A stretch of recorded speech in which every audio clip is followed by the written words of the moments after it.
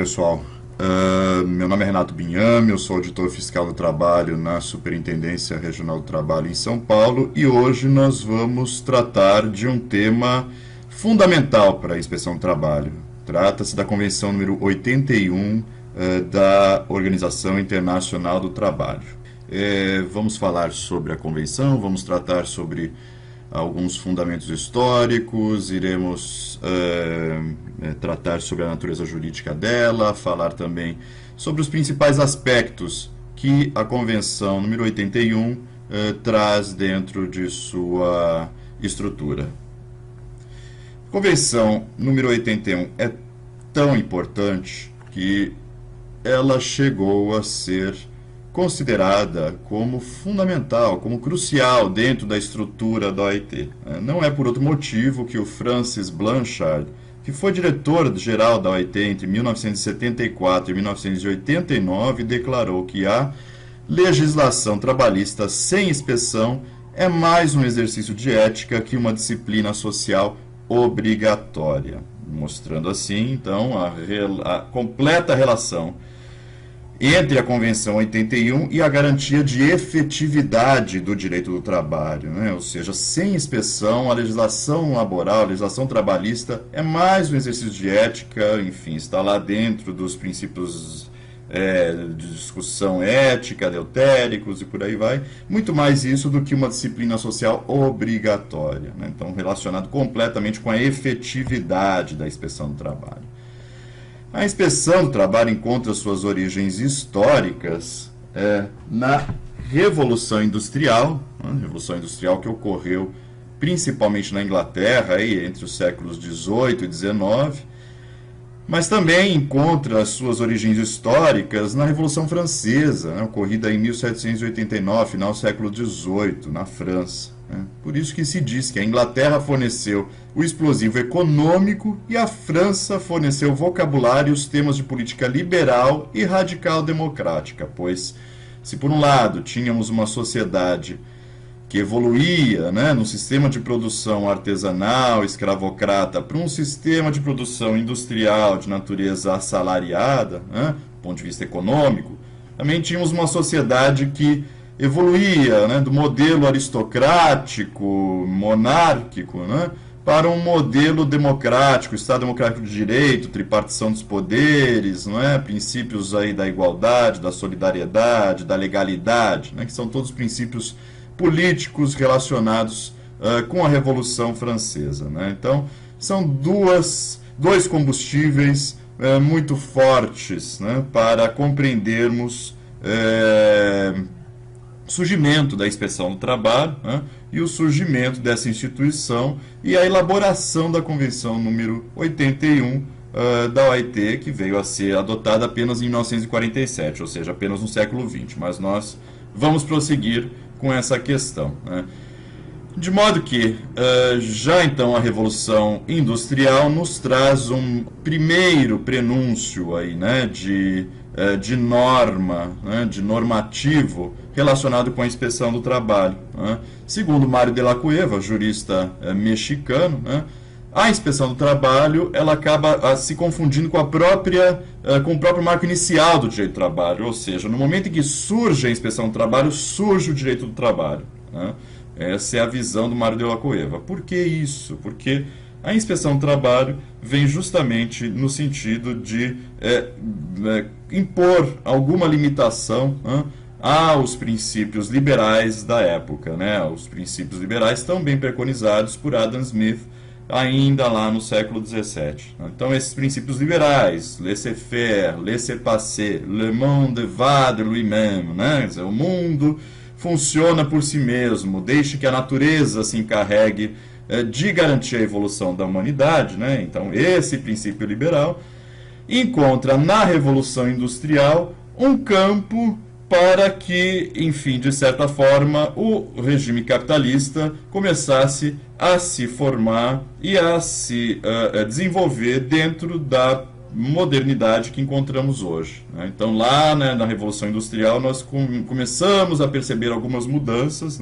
produtividade aumentando enormemente, a produtividade do trabalhador, êxodo rural aumentando, né? Trabalhadores saindo do campo, indo para as periferias das grandes cidades inglesas para trabalhar nas indústrias, de modo que observamos então uma mudança radical, né, da sociedade e do modo de produção, que saía então, repito, né, de um modo de produção basicamente artesanal, baseado nas servidões, na escravidão, para um modo de produção baseado na indústria, né, industrialização rápida, né, e no trabalho assalariado, causando aí novas preocupações sociais, né, e trazendo aí o que então se chamou de a questão social. A questão social está muito relacionada com abusos e excessos que ocorreram durante essa fase da Revolução Industrial, notadamente abusos e excessos com relações às crianças e às mulheres, né? Então, as crianças,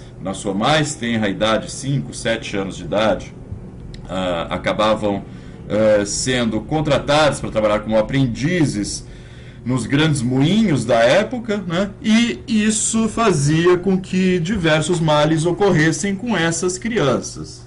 Estamos aí, então, falando de excessos como excessos de jornada de trabalho, trabalhadores mirins trabalhando por 14, 15, 16 horas por dia sem salário nenhum. A compreensão à época era que estava se tirando essas crianças da mais absoluta pobreza e dando-se uma oportunidade de crescimento profissional a elas, né? Sendo assim, essa capacidade que o empresário tinha de alocar essa criança dentro do sistema produtivo iria, segundo o entendimento da época, propiciar um crescimento profissional e um crescimento estudantil dessa criança, que iria então se formar um adulto preparado para a sociedade. Esse era o entendimento. Portanto, não se pagava salário, né? Esses eram apenas os aprendizes mirins, tão mirins quanto 5, 6, 7 anos de idade. Então, realmente, havia uma situação premente. Diversas comissões de inquérito foram formadas no parlamento britânico e uma delas compreendeu que os excessos precisariam parar, né? Obviamente que esse debate foi intenso no começo do século XIX no parlamento britânico, né? Não foi um debate simples. Conta a história que esse debate acabou se concentrando em dois grandes protagonistas, né, ambos com o mesmo nome, Robert, né, mas com sobrenomes diferentes. Um era o Robert Peel e o outro era o Robert Owen, né, conhecido Robert Owen, que era um empresário que havia inspirado muitos dos postulados socialistas, inclusive, né? Era considerado um empresário modelo, era um empresário que entendia que apenas a regulação e a promoção de padrões sociais dentro do ambiente de trabalho é que propiciaria realmente um crescimento do trabalhador e, com o crescimento do trabalhador, um crescimento da sociedade. O Robert Peel já entendia que não, né? Que não deveria haver nenhum tipo de intervenção. O Robert Peel adotava uma visão liberal extrema, né, e entendia que o Estado não deveria intervir nas relações do trabalho. No entanto, a pressão foi tanta, né, que, curiosamente e paradoxalmente, a primeira lei, né, que limita, de alguma forma, a liberdade contratual entre os particulares no âmbito das relações do trabalho, acabou levando o seu nome. É a conhecida Lei de Peel, né? Uma lei que foi publicada na Inglaterra em 1802. Essa lei limitou a jornada de trabalho dos menores para 12 horas por dia e instituiu um sistema facultativo de inspeção, né? Então, repetindo, segundo Mário de la Cueva, este é o marco inicial do direito do trabalho, né? Ele ocorre devido a um intenso debate entre Robert Owen de um lado e Robert Peel do outro. Robert Peel era um membro do parlamento, né? E Robert Peel foi então forçado a adotar, né, a legislação, aí, né, foi forçado a passar a legislação que acabou tomando o seu nome. No entanto, ela era uma legislação extremamente frágil, né? Porque, vejam, a sanção dela era um sistema facultativo de inspeção. Na prática, esse sistema jamais ocorreu no começo do século XIX na Inglaterra, dando então margem para mais debates, mais estudos, mais comissões de inquérito no parlamento britânico, que acabaram levando então a um reforço do sistema normativo de proteção ao trabalho, né? Sendo assim, apenas em 1833 é que nós observamos o surgimento da inspeção do trabalho no mundo. Então, o marco inicial da inspeção do trabalho no mundo é a lei do Lord Althorp, acabou tomando o nome do Lord Althorp, outro grande e prominente cidadão britânico, né? Então, em 1833, sob o seu nome, né, a Inglaterra acaba adotando um sistema obrigatório de inspeção do trabalho governamental com autonomia para entrar nas fábricas e resolver conflitos decorrentes da aplicação das leis e impor sanções pelas infrações constatadas, né? Então, ainda em 1833, a coroa britânica contrata os 4 primeiros inspetores do trabalho e divide o território da Inglaterra em 4, né? Cada um desses inspetores, a cada um desses inspetores é assinalada uma dessas regiões e ele era então responsável por percorrer todos os moinhos e todas as fábricas e verificar se a legislação de proteção às crianças, né, aos menores, estava sendo efetivamente adotada e respeitada. Esses primeiros grandes inspetores foram, enfim, inspiradores para todo o modelo de inspeção mundial, né? É importante considerarmos o trabalho relevante desses primeiros servidores públicos, né? São pessoas que começaram a observar o fenômeno das relações do trabalho, começaram a observar como que ocorria, né, a disputa entre capital e trabalho no ambiente de trabalho dentro desse novo sistema capitalista que vinha surgindo com força, né, baseado aí na indústria e no chão de fábrica, né, como o grande locus aí, né,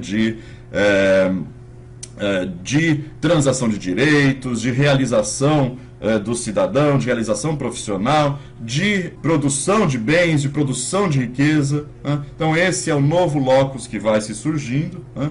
E a inspeção do trabalho surge neste momento.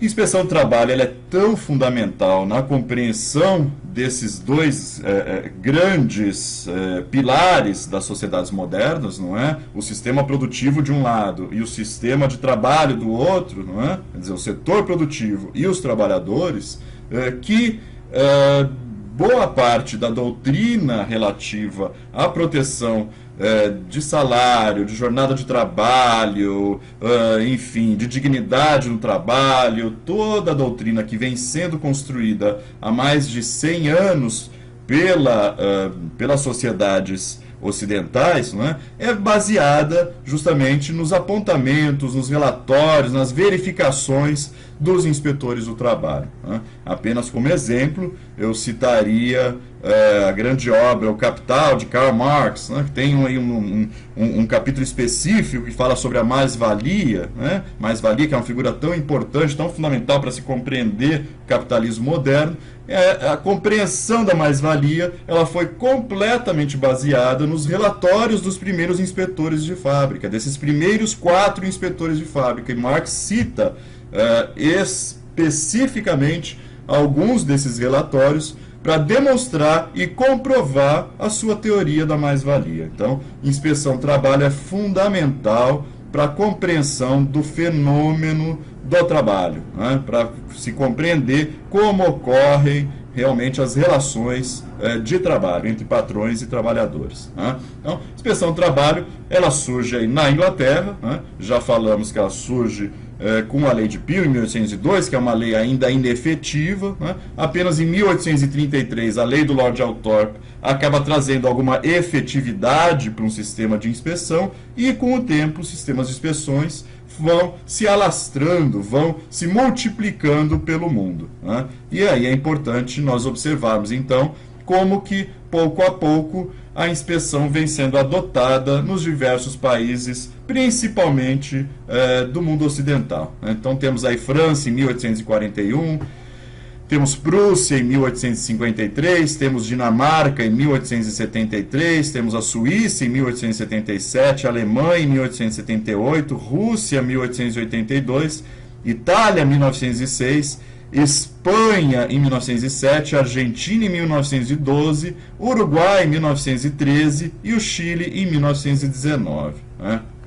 Importante também lembrar outro momento histórico de fundamental centralidade, né, dentro aí da compreensão da história contemporânea, né, e é a Primeira Guerra Mundial, né, que ocorre aí na Europa entre 1916 e 1919. Né.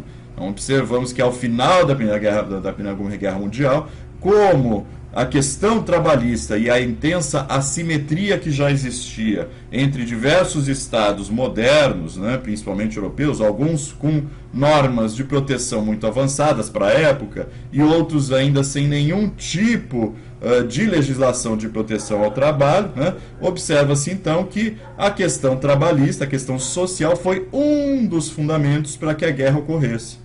Não é por outro motivo que ao final da guerra, o Tratado de Paz da Primeira Guerra Mundial, conhecido Tratado de Versalhes, acaba trazendo no seu bojo, aí no seu artigo 427, a obrigatoriedade de que cada Estado que o ratificasse devesse aí organizar um serviço de inspeção do trabalho que incluísse mulheres, a fim de assegurar a aplicação das leis e regulamentos para a proteção dos trabalhadores. Então observem que inspeção do trabalho é tão importante, tão fundamental, que consta do Tratado de Versalhes, de 1919, que também é o tratado que dá início à Organização Internacional do Trabalho. Né?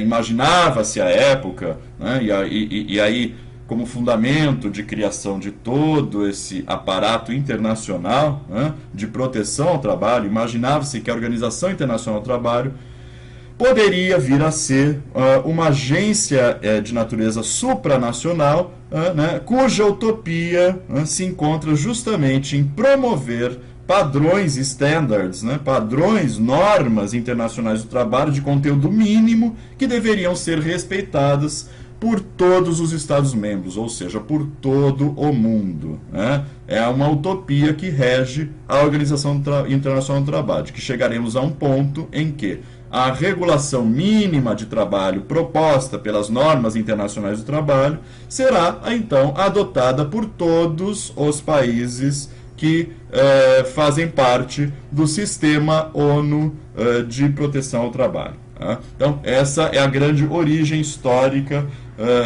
de todo o sistema de inspeção do trabalho, do qual faz parte a Convenção número 81 da OIT. Né? Ainda lembrando que a partir de 1919, então, né, a própria OIT começa a editar uma série de normas, começando aí pelas recomendações, né, recomendação número 5 ainda de 1919, que trata sobre inspeção do trabalho, recomendação número 20, que também trata sobre inspeção do trabalho em 1923, e finalmente, em 1947, após finalizado então o período da Segunda Guerra Mundial, temos a Convenção número 81, sobre inspeção do trabalho na indústria e comércio, e em 1969 é adotada então a Convenção número 129 sobre a inspeção do trabalho na agricultura. Tá? Importante lembrar que, com relação à Convenção 81, que é a única dessas ratificadas pelo Brasil, ela trata especificamente da indústria e do comércio, da inspeção na indústria e no comércio. A inspeção do trabalho que deve ser realizada no setor econômico da agricultura é a Convenção 1129, que jamais veio a ser adotada pelo Brasil. Isso não quer dizer, obviamente, que o Brasil não realize inspeções no meio rural, né? Não realize inspeções na agricultura. Realiza e bastante, né? Principalmente a partir do reconhecimento por parte do Estado Nacional Brasileiro, né, de que havia condições análogas à escravidão, em 1995. A partir de então, né, as inspeções passaram a ser muito mais frequentes no meio rural e no setor econômico da agricultura. Em 1995 é adotado um protocolo adicional à Convenção número 81, né, sugerindo que a inspeção do trabalho pudesse ser estendida, né, pudesse também ser realizada a outras atividades, notadamente de segurança, né? As Forças Armadas, as Forças de Segurança Nacional, as polícias, aos agentes penitenciários e etc. O Brasil também jamais ratificou o protocolo adicional à Convenção número 81, no entanto, realiza algumas inspeções também nas forças de segurança, notadamente para verificar questões de segurança e saúde destes agentes de segurança. Então, esse é o entorno, né? Nós temos aí um fundamento histórico, temos umas origens históricas, temos um entorno começando a crescer, né? Temos uma possibilidade de intervenção do Estado nas relações de trabalho que surge por meio da inspeção, da atividade administrativa do Estado que ia ratificar, né? No nosso caso, o Estado brasileiro, né? E temos a OIT, né, a Organização Internacional do Trabalho, também evoluindo, de modo que hoje, né, a Organização Internacional do Trabalho compreende a Convenção número 81 da OIT como uma das 4 convenções básicas de governança, né? O que seria isso, uma das convenções básicas de governança? Segundo o Banco Mundial, governança é a maneira pela qual o poder é exercido na administração dos recursos sociais e econômicos de um país, visando ao desenvolvimento e a capacidade dos governos de planejar, formular e programar políticas e cumprir funções. Então, isso é governança. Essa é a definição de governança segundo o Banco Mundial. E para a Organização Internacional do Trabalho, há 4 convenções básicas, né, de governança. Então são elas: a Convenção número 81, sobre a inspeção do trabalho no comércio e na agricultura, é a Convenção número 129 sobre a inspeção do trabalho na agricultura, é a Convenção número 122 sobre o estabelecimento de políticas públicas de emprego e a Convenção número 144 sobre a elaboração tripartite de normas. Então essas são as 4 grandes convenções de governança. Segundo a OIT, todo Estado-membro deveria ratificar pelo menos essas 4 convenções, ou se não as ratificar, pelo menos cumprir o disposto que está contido nelas, né, a fim de garantir uma boa governança de seus administrados, de seus recursos sociais e econômicos, buscando sempre o desenvolvimento, né, e a capacidade que esses governos têm, então, de planejar, formular e programar políticas e cumprir funções. Né? Essa é, enfim, o entorno jurídico e essa é a importância, né, enciclopédica que a Convenção 81 encontra no seio da Organização Internacional do Trabalho. Né? De modo que a Convenção 81, então, acaba adotando uma natureza jurídica de tratado-lei multilateral aberto. Né? Trata-se de um tratado-lei, é um tratado, né, de natureza internacional, multilateral. Né? Existem a possibilidade aí de diversos Estados-membros a ratificarem. É aberta, portanto, a ratificação de diversos Estados-membros, não apenas 2 Estados, né? Então, daí multilateral, de natureza normativa, né? Aquele Estado-membro que a adotar deve considerá-la como lei, né? Elaborado de forma tripartite, patrões, trabalhadores e governos, né, se sentam juntos e debatem no curso da Conferência Internacional do Trabalho, que acontece anualmente, né, com vistas a garantir um patamar social mínimo nos estados que a ratificaram. Né? Essa é a natureza jurídica da Convenção 81. Né? Tratado-lei multilateral aberto, natureza normativa, elaborado pela Conferência Internacional do Trabalho, que ocorre uma vez por ano, né? Ocorre de maneira tripartite, né? A ela acudem patrões, trabalhadores e governos para debater, né, sobre a elaboração de determinadas normas, né, com vistas a garantir um patamar social mínimo. Então essa é a natureza jurídica da Convenção 81.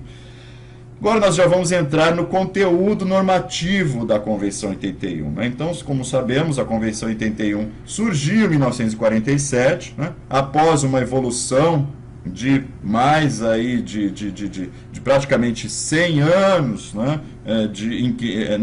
Enfim, nos quais diversos Estados-membros já vinham adotando sistemas similares, né, de inspeção. Então vimos ali a Inglaterra sendo o primeiro, a França o segundo, depois temos Suíça, Alemanha, Dinamarca, diversos países adotando sistemas diversos de inspeções do trabalho, né, e no momento em que se pacifica a Europa, né, acontece a Primeira Guerra, estabelece-se a Organização Internacional do Trabalho, a Organização Internacional do Trabalho publica duas recomendações, passamos então a Segunda Guerra Mundial. No momento em que temos uma pacificação, volta-se a discutir inspeção do trabalho, né? Volta-se a discutir inspeção do trabalho, e volta-se a discutir justamente para que se conseguisse alcançar um texto básico, mínimo, que refletisse, né, a organização que diversas inspeções do trabalho vinham adotando nos vários Estados-membros, né,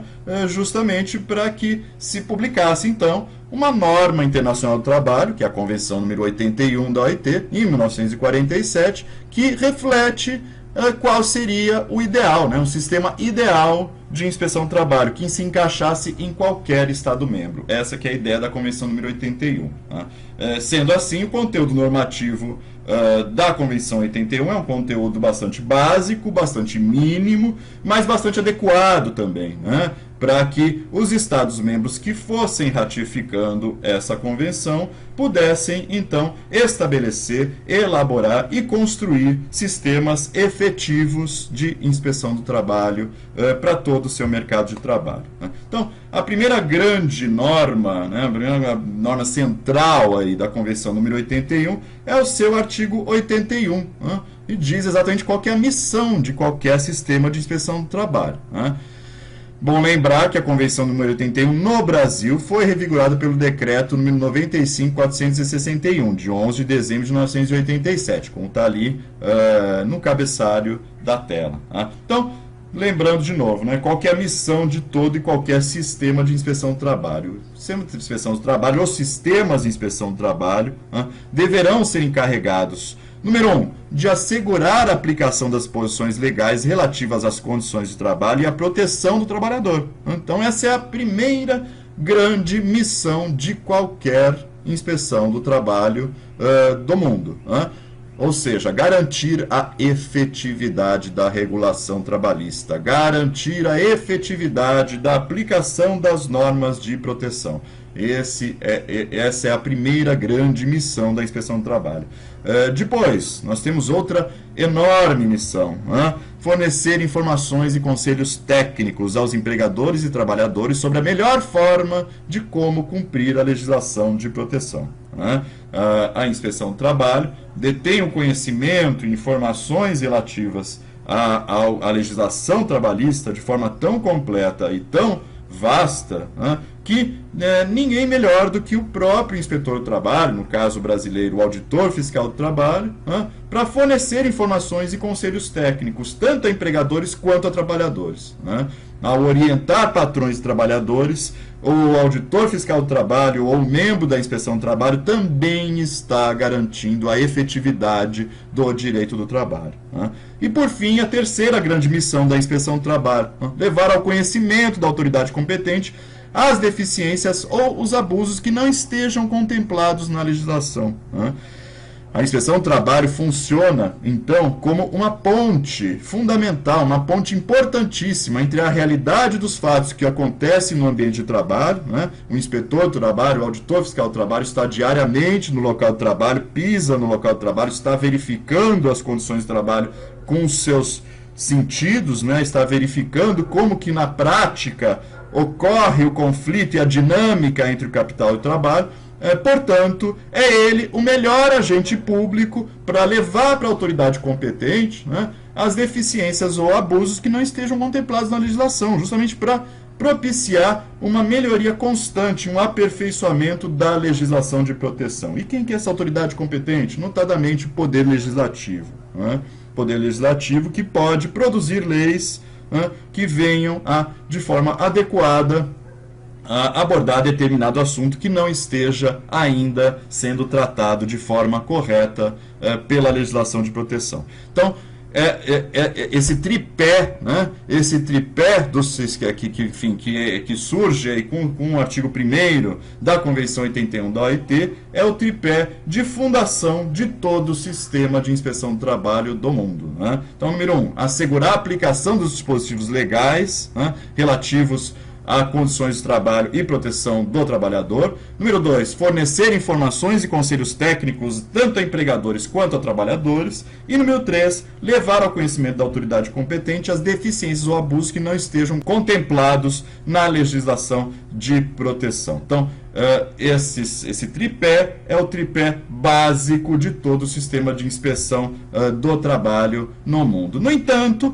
podem ser confiadas aos inspetores do trabalho outras funções que não sejam essas, ok? A Convenção 81, ela permite, né, alguma margem aí de flexibilidade na sua adoção, né, para que não fiquemos apenas, né, nesse tripé básico e elementar. No entanto, né, caso sejam confiadas outras funções aos inspetores do trabalho, né, aos auditores fiscais do trabalho, estas funções jamais deverão ser obstáculo ao exercício de suas funções principais, que são aquelas 3 que estão contempladas no artigo 1º, né, e muito menos prejudicar de qualquer maneira a sua autoridade ou a sua imparcialidade. Ou seja, toda e qualquer função que não estiver estritamente relacionada com aquele tripé básico, né, deve ser contemplada de forma subsidiária apenas, né? Ou seja, não deve tomar muito o tempo do auditor fiscal do trabalho ou do inspetor do trabalho, né?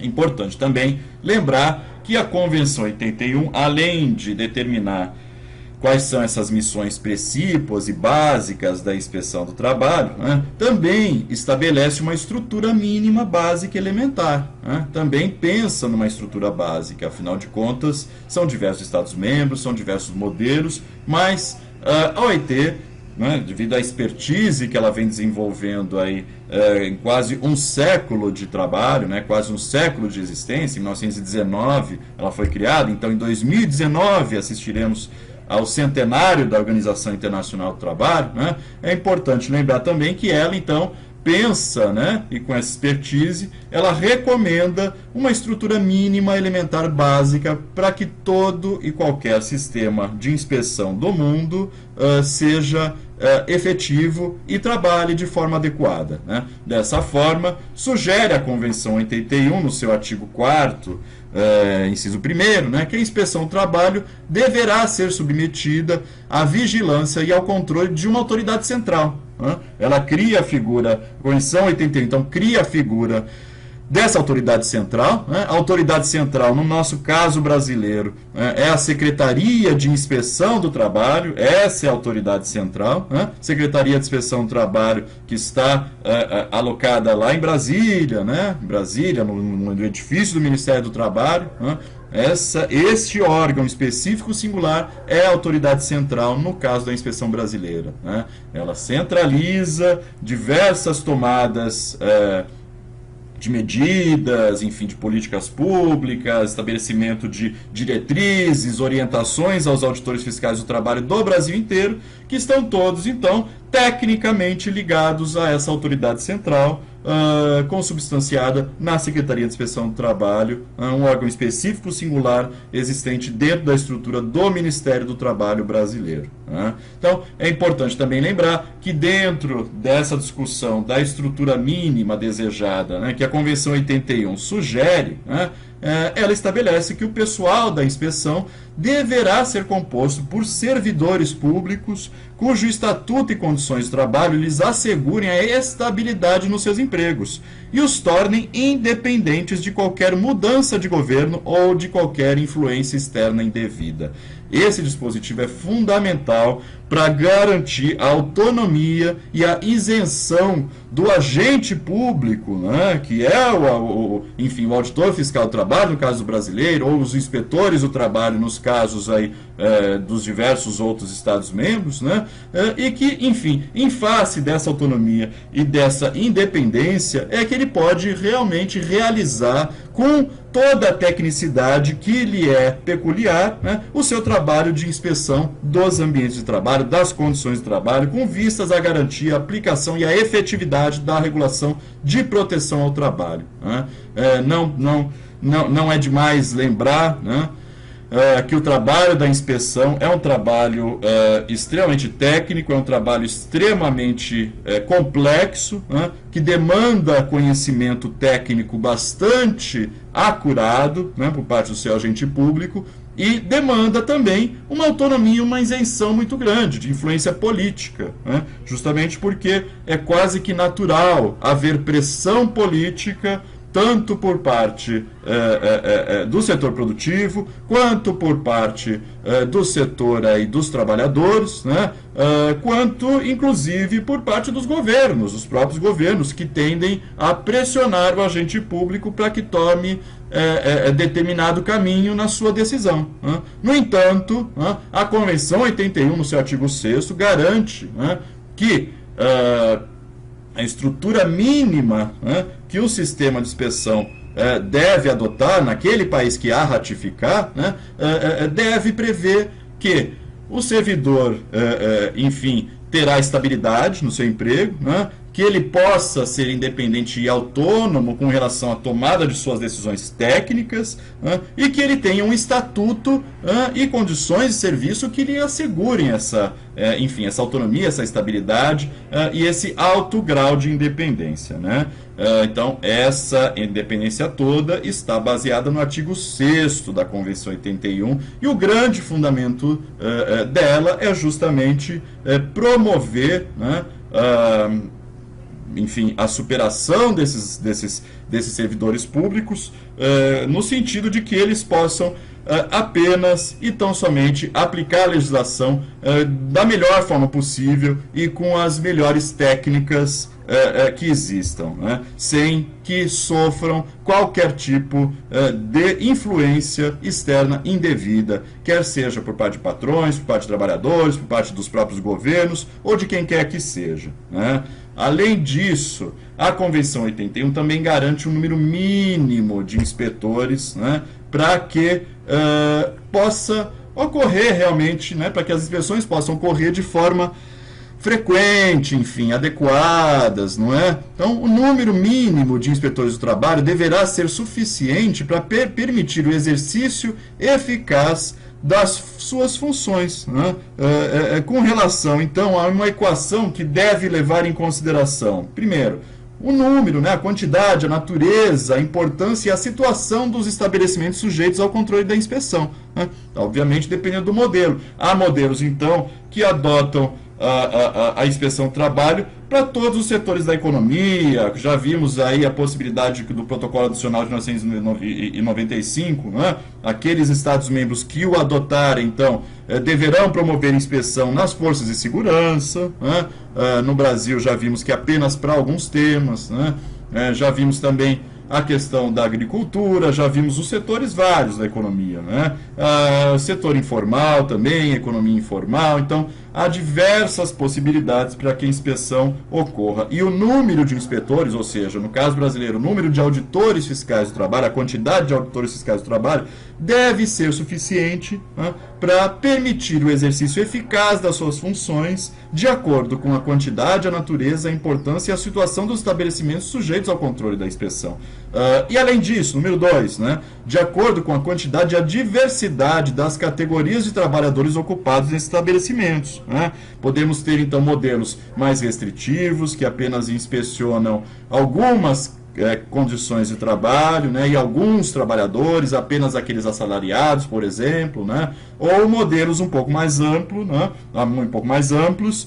que garantem a inspeção das condições de trabalho de diversos tipos de trabalhadores, trabalhadores autônomos, por exemplo, trabalhadores cooperados, servidores públicos, né?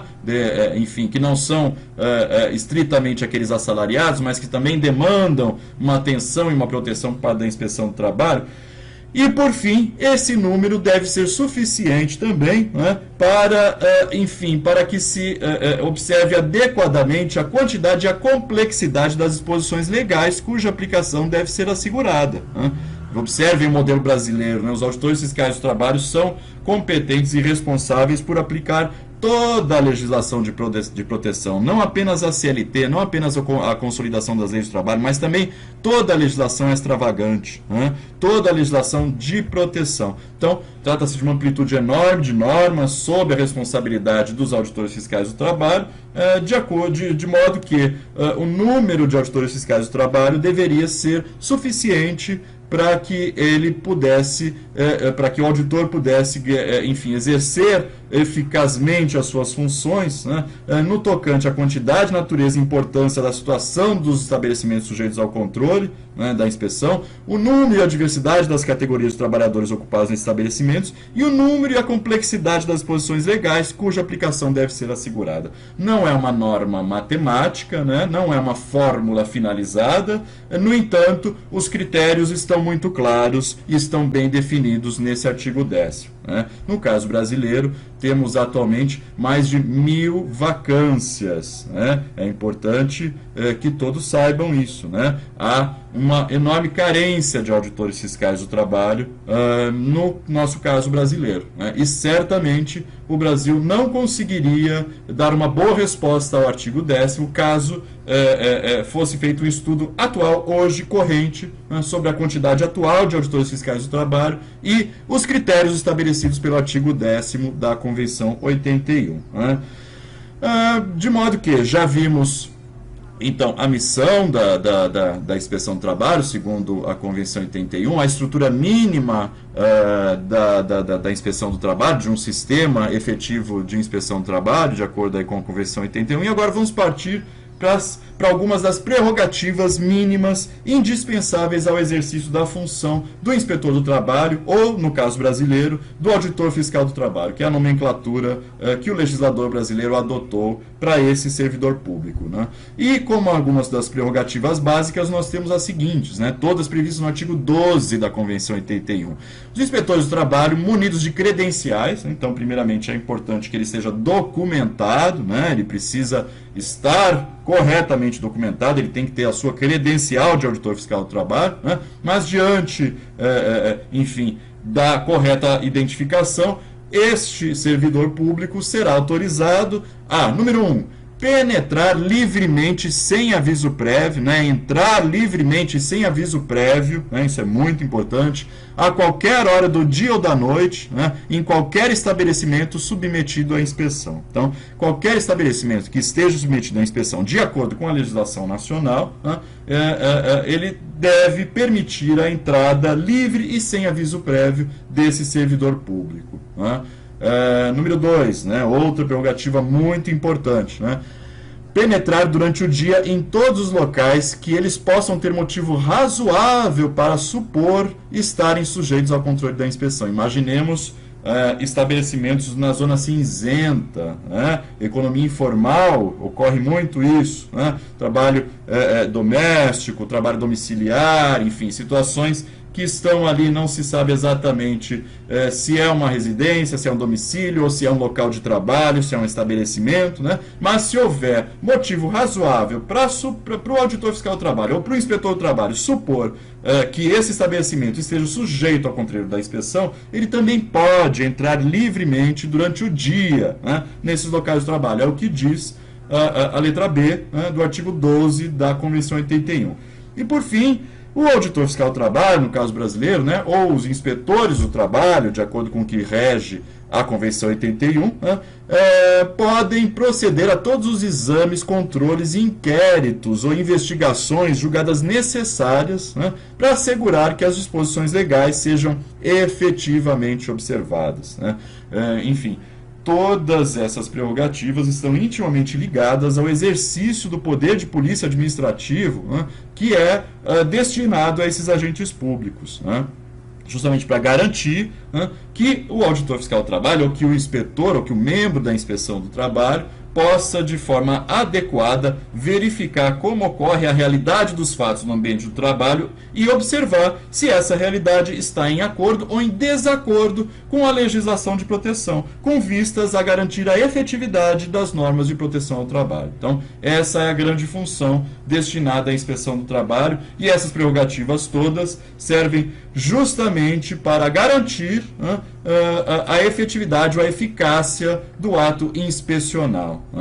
Lembrando ainda, continuando no estudo das prerrogativas, no estudo da Convenção 81, que os inspetores do trabalho, então, serão autorizados, de acordo com a normativa nacional, a providenciar medidas destinadas a eliminar defeitos encontrados ou numa instalação, ou numa determinada instalação de trabalho, ou numa organização de trabalho, ou até mesmo em determinado método de trabalho, que eles, inspetores, tenham motivos razoáveis para considerar como ameaças à saúde ou à segurança dos trabalhadores. Então é lei, está lá, artigo 13, inciso 1º da Convenção 81, diz textualmente que os inspetores do trabalho serão autorizados a determinar medidas destinadas a eliminar defeitos encontrados ou na instalação, ou na organização, ou nos métodos de trabalho, que estejam prejudicando, ou ameaçando, ou botando em risco a integridade física ou mental dos trabalhadores.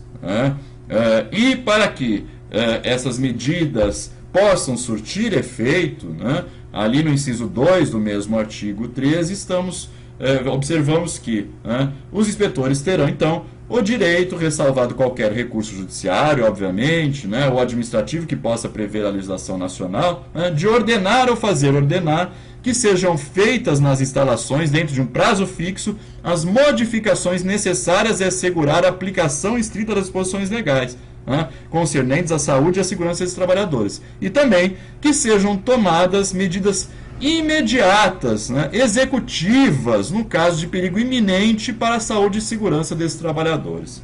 Então aqui nós estamos observando outro aspecto bastante relevante, completamente relacionado ao exercício do poder de polícia administrativa do auditor fiscal do trabalho, repito, no caso brasileiro, a nomenclatura que o legislador nacional adotou, por meio lá da Lei 10.593 de 2002, auditor fiscal do trabalho, a nomenclatura internacional é inspetor do trabalho, a instituição é a inspeção do trabalho. Então, a Convenção 81, que determina medidas mínimas, que todos os Estados-membros que adotarem deverão implementar para garantir um sistema de inspeção do trabalho efetivo, determina lá no seu artigo 13, inciso 2, que para que os inspetores possam provocar ou garantir essas medidas que adequem as instalações, a produtividade, o modo de produção, enfim, a organização do trabalho,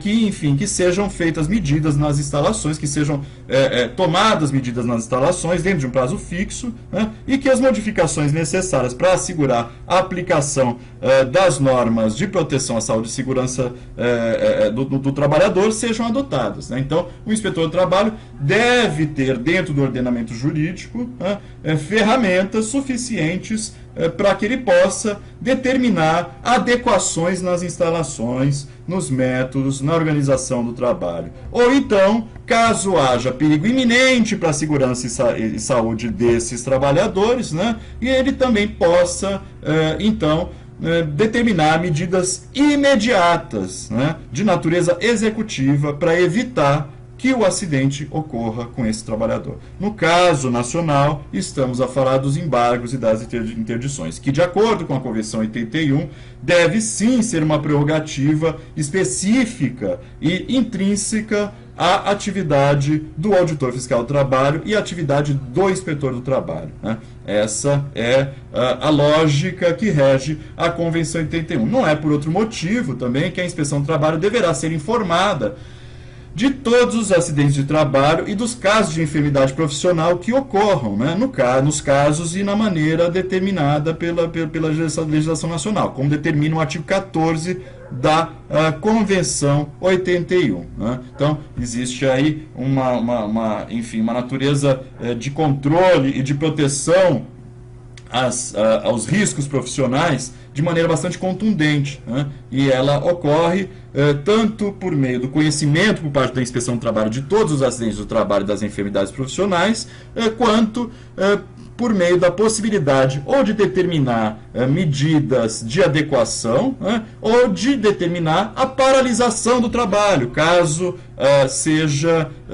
caso haja um risco iminente, um perigo iminente à segurança e à saúde dos trabalhadores. Né? Então essas são algumas das prerrogativas que constam da Convenção 81. Agora nós vamos também pular aí, né, mudar o eixo, né, das prerrogativas e vamos falar das obrigações dos inspetores, né? Os inspetores também têm obrigações, né? Afinal de contas são agentes públicos da mais elevada relevância, né, que têm contato direto, né, com métodos de produção, enfim, com segredos profissionais, com angústias dos trabalhadores, com denúncias, com queixas extremamente graves, né? Então é fundamental também que o auditor fiscal do trabalho, no caso brasileiro, ou o inspetor do trabalho, né, também esteja sujeito a determinadas obrigações. E as obrigações constam do artigo 15 da Convenção 81. Né.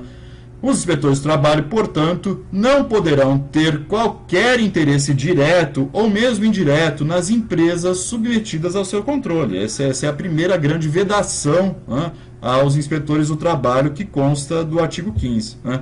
Outra vedação muito importante, né? Quer dizer, os inspetores do trabalho jamais poderão revelar os segredos de fabricação ou de comércio, ou mesmo os processos de exploração de que possam, porventura, ter conhecimento no exercício de suas funções. Né? Pois, fazendo isso, obviamente, eles poderiam pôr em risco a atividade econômica. Né? Por outro lado, eles também devem tomar como absolutamente confidencial a fonte de queixas que lhes tragam ao conhecimento um defeito de instalação ou uma infração às disposições legais. São as famosas denúncias. Né? O auditor fiscal do trabalho jamais poderá desvelar ou revelar a fonte da denúncia, no sentido de justamente proteger ainda mais tanto o denunciante quanto a figura do trabalhador ou as pessoas que estão envolvidas naquela violação. Né? Então, essas são as principais vedações que constam da Convenção 81 da OIT. Né? Passando agora para uma outra parte bastante importante, né? A compreensão da forma de trabalhar do inspetor do trabalho, né? Como o inspetor do trabalho deve trabalhar, quais são as ferramentas, quais são os mecanismos de que ele dispõe. Né? Então é importante aí o estudo, a compreensão do artigo 17, tem dois incisos importantes. O inciso primeiro diz que as pessoas que violarem ou negligenciarem a observância das condições legais, né, serão passíveis de sanções legais imediatas, sem aviso prévio. E a legislação nacional poderá prever exceção nos casos em que uma advertência deva ser feita, a fim de remediar a situação ou para que as medidas medidas preventivas sejam tomadas de forma correta e adequada. Né? Retomando, então, né? O artigo 17, né? O artigo 17, ele diz exatamente que todo sistema de inspeção do trabalho deve contar com um sistema de aplicação de sanções adequado, né? Deve contar com a aplicação das sanções justamente para garantir que a aplicação da legislação de proteção ocorra. Né? Então, a legislação nacional também poderá ainda prever algumas exceções, né, nos casos em apenas uma advertência deva ser feita. No caso nacional, nós temos a figura da dupla visita obrigatória, né, no caso de lei nova, caso de estabelecimento novo, alguns casos aí com relação às microempresas e empresas de pequeno porte ou empresas com menos de 10 empregados também, né? São casos em que, a depender da situação e a depender da violação constatada, o auditor fiscal do trabalho não pode aplicar uma sanção na primeira visita, deve primeiro aplicar uma advertência e na sequência, justamente, caso aquela situação não tenha sido remediada, né, aí sim ele poderá aplicar uma sanção. Então, isso é o que diz o artigo 17 da Convenção 81. Né? O inciso 2º do mesmo artigo 17, né, é um inciso extremamente importante, é um inciso que garante um grau, né, uma margem de discricionariedade bastante contundente para a inspeção do trabalho no momento em que ele está diante da situação e ele deve garantir a aplicação da norma. Então, o inciso 2º diz que os inspetores de trabalho terão a liberdade de fazer advertências ou de dar conselhos técnicos em vez de intentar ou recomendar ações mais punitivas, né? A razão de existir do inciso 2 é justamente a busca por uma efetividade da regulação trabalhista, né? Trata-se, na verdade, aqui de uma discussão bastante recorrente na inspeção do trabalho, em qualquer canto do mundo, né? Qual seja essa discussão? É uma discussão que trata de compreender qual seria a natureza precípua da inspeção, né? Seria uma natureza punitiva, por um lado, seria uma natureza preventiva, por outro, né? No sentido preventivo, a punição também garantiria alguma margem com relação à prevenção ou não, enfim, há diversas discussões sendo levadas adiante em várias paragens do mundo, né, com relação a qual seria o grau desejável de discricionariedade desse agente público, né, no sentido de garantir a efetividade da norma. Temos para nós que a discricionariedade ela está relacionada apenas e tão somente aos meios pelos quais o inspetor do trabalho vai cumprir aquela tríplice missão fundamental que está consubstanciada no artigo 1º. Então, a missão da inspeção, essa sim, não há nenhum tipo de discricionariedade quanto à missão da inspeção, né? A vincularidade é completa, ou seja, o inspetor do trabalho, a todo momento em que está exercendo as suas funções, deve sempre observar aquele tripé do artigo 1º, garantir a efetividade da norma trabalhista, orientar patrões e empregados e noticiar eventuais falhas na legislação, né? Há uma vincularidade completa com relação a essa finalidade da inspeção do trabalho e há uma discricionariedade com relação aos meios pelos quais o inspetor do trabalho vai garantir a efetividade da norma, né? Essa é a compreensão e a inteligência do artigo 17, né? No entanto, é importante também contar com um sistema apropriado de sanções, né? É o que diz o artigo 18, né? Sanções apropriadas por violação dos dispositivos legais serão previstas pela legislação nacional e efetivamente aplicadas. Então, veja a importância de garantir um sistema efetivo de aplicação de sanção, né? E é importante também falar aqui que sanção não é necessariamente multa, né? A multa é uma das sanções previstas no ordenamento jurídico. Há diversas sanções possíveis e imagináveis, inclusive sanções premiais, sanções positivas, para incentivar boas condutas, tá? Então, um sistema de sanções é o que preconiza a Convenção 81, um sistema de sanções apropriadas pela violação dos dispositivos legais, né? E que também deve, obviamente, ser efetivamente aplicada. É o que diz o artigo 18 da Convenção 81. Vamos então caminhando para a finalização do estudo da Convenção 81, né? Ela ainda dispõe de alguns dispositivos bastante importantes, principalmente com relação à documentação e à compilação de todos os trabalhos realizados por determinados inspetores no território nacional, né? E a Convenção 81, obviamente, também trata da obrigatoriedade dos inspetores do trabalho submeterem à autoridade central, aquela autoridade central prevista na Convenção 81, né? Relatórios periódicos de caráter geral sobre os resultados de suas atividades, né?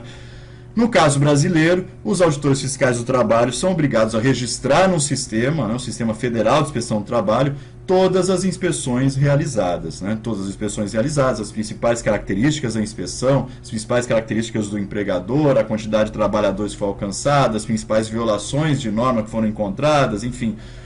Todas as informações relevantes são registradas nesse sistema, né, e esse sistema é, então, submetido à autoridade central, né, que está em Brasília, cristalizada na figura da Secretaria de Inspeção do Trabalho, né?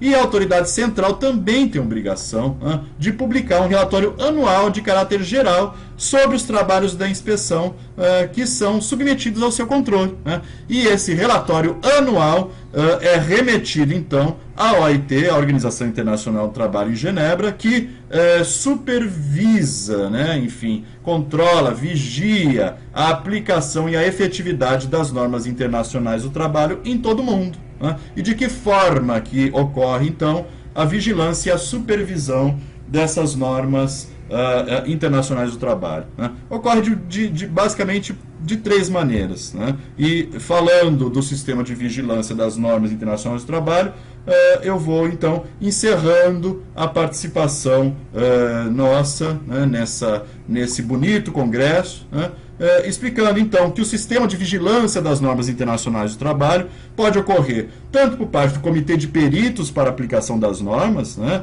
existe um comitê que se reúne 2 vezes por ano, né, e, enfim, reflete sobre queixas, denúncias, observações que são mandadas por partes interessadas, ou mesmo pelos estados, né, quando são instados a responder sobre determinadas requisições ou dúvidas que o Comitê de Peritos possa, porventura, ter, né, no estudo ou na compreensão da aplicação de determinada norma, né, e caso o Comitê de Peritos não consiga garantir a efetividade da norma, né, a questão vai então para o Comitê Tripartite da Conferência Internacional do Trabalho, né, que pode então adotar alguma outra medida direta com relação ao Estado-parte. Né. No geral, a Organização Internacional do Trabalho ela carece de mecanismos mais efetivos, né, ou mesmo punitivos, de sancionamento dos Estados membros que deixem de aplicar suas normas. Né? Essa é uma crítica bastante contumaz à atuação da Organização Internacional do Trabalho. Mas é sempre também importante lembrar-nos, né, de que, além desses mecanismos típicos da estrutura da própria Organização Internacional do Trabalho, ou seja, o Comitê de Peritos para a Aplicação das Normas e o Comitê Tripartite da Conferência Internacional do Trabalho, nós, pelo menos aqui no caso brasileiro, e na imensa maioria dos casos mundiais, né, dos Estados-membros que ratificam as normas internacionais do trabalho, né, é importante também contar com as jurisdições nacionais. Né? No caso brasileiro, a Justiça do Trabalho é competente para garantir a efetividade das normas internacionais do trabalho que foram ratificadas pelo Brasil, né? Além, obviamente, da própria inspeção do trabalho. Né? O Sistema Nacional de Inspeção do Trabalho, né? O Sistema Nacional de Fiscalização Trabalhista, é também responsável pela garantia da efetividade das normas internacionais do trabalho que foram ratificadas pelo Brasil. E a jurisdição nacional vai garantir, então, a efetividade máxima dessa norma internacional do trabalho, caso ela venha a ser descumprida pelo Estado Nacional. Então, esse foi o estudo da Convenção 81 da Organização Internacional do Trabalho, ok? Coloco-me aí à disposição para quaisquer dúvidas. Acredito que a compreensão da Convenção 81 é fundamental para entendermos a natureza, né, das atribuições dos auditores fiscais do trabalho, como funciona a inspeção do trabalho no Brasil, quais são os principais desafios dela, desafios atuais e desafios, inclusive, a médio e a longo prazo. Muito obrigado e um bom congresso a todos.